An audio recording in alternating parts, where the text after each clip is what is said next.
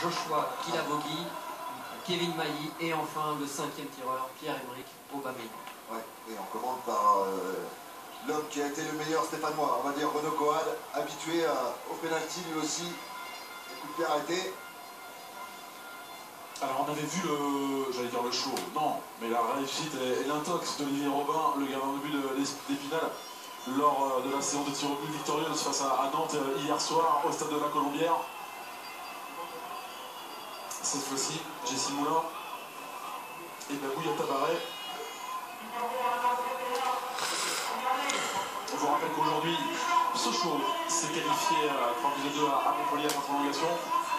Nancy a battu Nice à l'issue de la séance de tir au but en région PACA. Regardez Thomas, tous ces écharpes, bras tendus. Voilà. On a eu la chance hier. On a vu un spécialiste qui s'est mué, un gardien de but qui s'est mué avec son show et qui a su arrêter deux pénaltys de Nantais. Est-ce que ce soir, Babou Yatabaré va réussir le même espoir? Est-ce que ça va être la même concentration? Et premier défi pour Babou Yatabaré face à Renaud Coad, l'ancien Strasbourgeois. Alors tout le monde se met en place. Monsieur Amaury Delerue qui demande à Babou Yatabaré et à Jesse Moulin de venir le voir pour quelques dernières consignes. Certainement.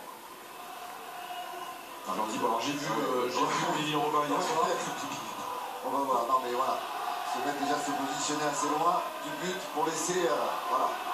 Le gardien de but doit se positionner du côté du juge de touche, de l'arbitre assistant, voilà. Renaud Coad a placé ce ballon. Premier tir au but de cette séance. Renaud Coad face à Babou Yatabaré. C'est parti pour Renaud Coad. Ouais, c'est le temps. Réussi. Ça arrive d'en manquer, mais lui très peu. Il a eu en pleine lucarne. Un petit mot messieurs avec Neto, Ndikpo, le malheureux du soir, mais ils sont là, vos copains, et ils ont tenu jusqu'à cette séance de tir au but. Oui, je suis très malheureux pour mes amis et mes collègues. Franchement, en revoyant les images, je vois que je fais accent de jeu, mais le carton n'est pas mérité.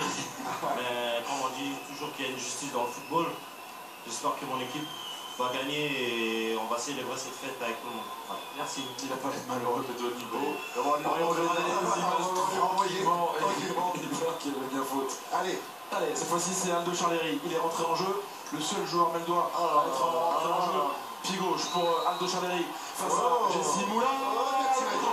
bien tiré. Après, un tireur de chaque côté, un but partout.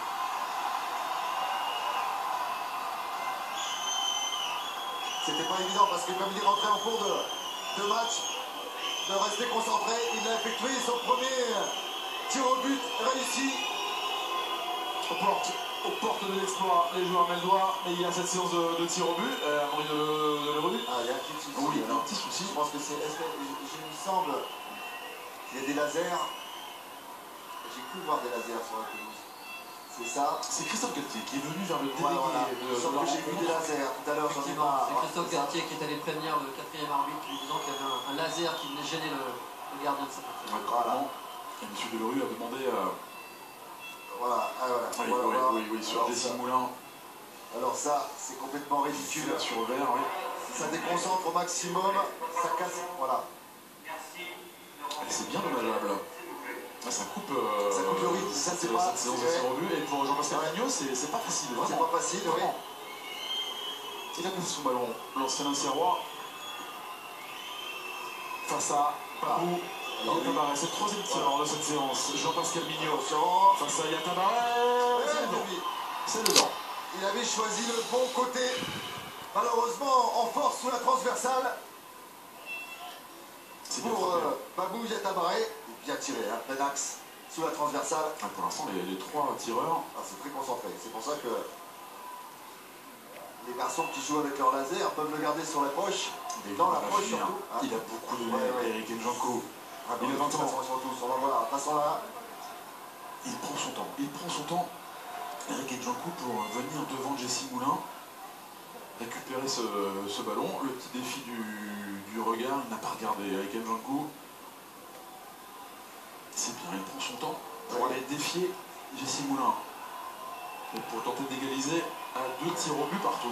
Lui, il est pas sur le match, il avait des crampes de partout. Il faut qu'on se concentre sur ce penalty là. Allez. Eric Njoku face à Jesse Moulin. C'est On parlait de réussite. Eh ben, ça se poursuit tout au long du match. Il y avait un pied et là c'est un poteau qui aide le Meldois à rentrer son penalty. Ça va être long Thomas. S'ils sont tous aussi bien concentrés. Ouais, comme il tire aussi, wesh.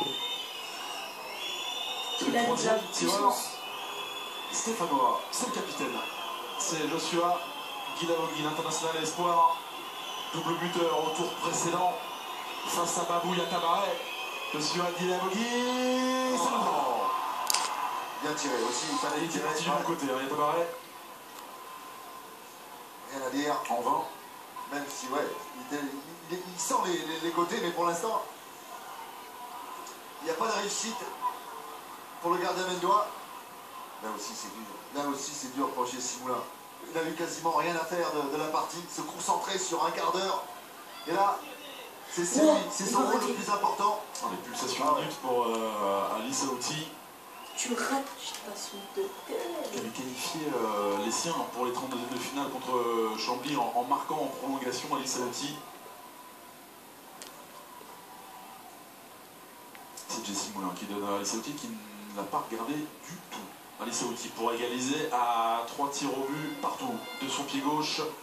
Lui aussi prend son temps. Oui, mais je pense que c'est ce qu'a dû dire Samir Salah. Prenez votre temps, ne vous précipitez pas. Un maximum, non, mais voilà, il profite pas. Là, tout le monde est à 180 pulsations. Alice Aouti face à Jesse Moulin. Non, mais voilà, on sent, il a dit ralentissez. Il l'a fait avant la prolongation. Restez concentrés. Et après 3 tireurs de chaque côté, 3 tirs au but partout. Le sans faute. Ça vous rappelle rien, ça? Regardez par rapport à hier, le dernier penalty par Olivier Moulin.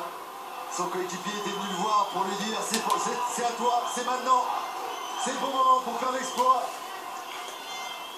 Il a croisé Alice Aouti, il a croisé Kevin Mailly, entré en jeu. C'est à lui de frapper ce 7e tir au but de la séance. Kevin Mailly face à Babou Yatabaré.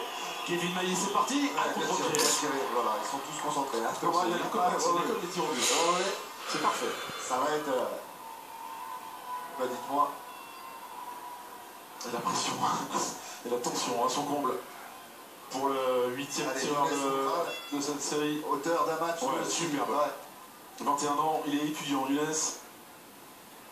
Et c'est lui qui va désormais venir défier Jesse Moulin. Ça c'est sûr. Ça vient de Samir Salah. Prenez votre temps dans votre marche, dans votre préparation du penalty. Sans faute de la part des tireurs pour le moment. Les gardiens qui n'ont plus touché ce ballon. Sur ses mêmes doigts. Younes Mokran pour égaliser à 4 tirs au but partout.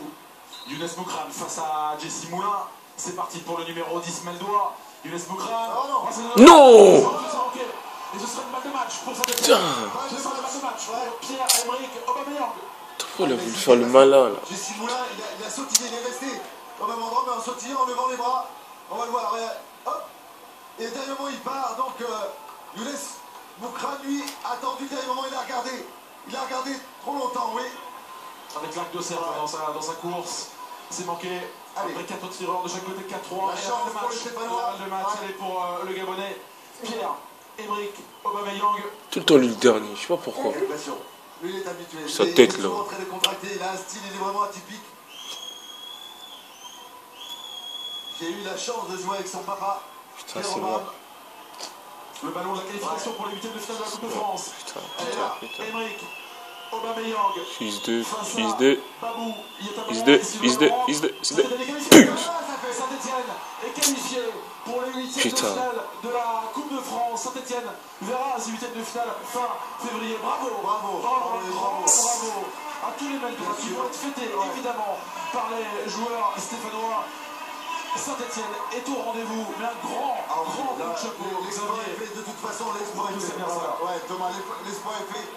À 10 contre 11, ils ont été jusqu'au tir au but, ils ont été malheureux, ils ont été avec leur âme, leur cœur, leur combativité, au bout de leur force. Et puis, c'était ça, c'est la loi du football. Il y avait une chance sur deux. Et malheureusement, terminé, c'est ça. Mais il faut en retenir, il ne faut pas oublier. Ça va passer, mais quel exploit de cette équipe et quel beau visage nous a montré ce soir. Et vous saurez maintenant que cette saison 2012-2013, lorsque vous jouez une séance de tir au but face à Saint-Etienne, vous perdez. C'était la 4e de la saison, après les 3 premiers en Coupe de la Ligue. Saint-Etienne, une nouvelle fois, s'est tiré par les cheveux, évidemment, mais l'essentiel pour les Stéphanois, c'est qu'ils sont qualifiés pour les 8e de finale de la compétition. Saint-Etienne, équipe de coupe cette saison. Saint-Etienne qui rêve d'une 7e Coupe de France de son histoire. On retrouve Romain Balland. Pierre-Emerick Aubameyang, c'est un grand ouf, j'imagine, de soulagement. Ouais, c'est clair, parce que c'était un match pas facile. Bon, ils étaient verts, ils étaient derrière. C'était difficile de trouver les espaces. Et bon, voilà, c'est clair que c'était important de passer ce soir.